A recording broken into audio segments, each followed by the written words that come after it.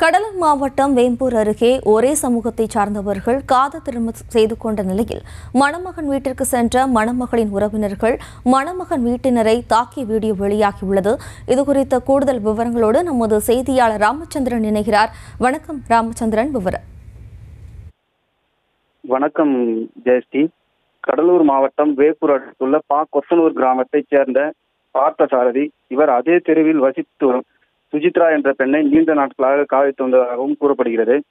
இந்நிலையில் இருவரின் காதலுக்கு பெற்றோர்கள் எதிர்ப்பு தெரிவித்ததாகவும் கடந்த 18/1/2024 அன்று காதலர்கள் இருவரும் வீட்டை விட்டு வெளியே சென்று காதல் திருமணம் செய்து கொண்டதாகவும் கூறப்படுகிறது.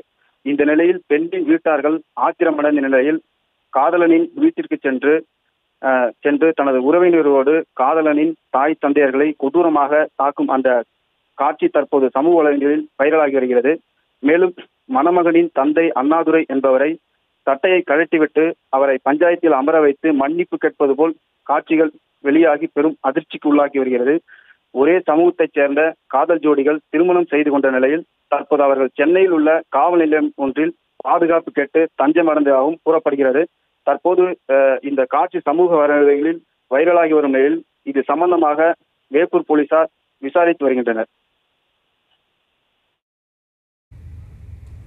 விவரங்களுக்கு நன்றி ராமச்சந்திரன்.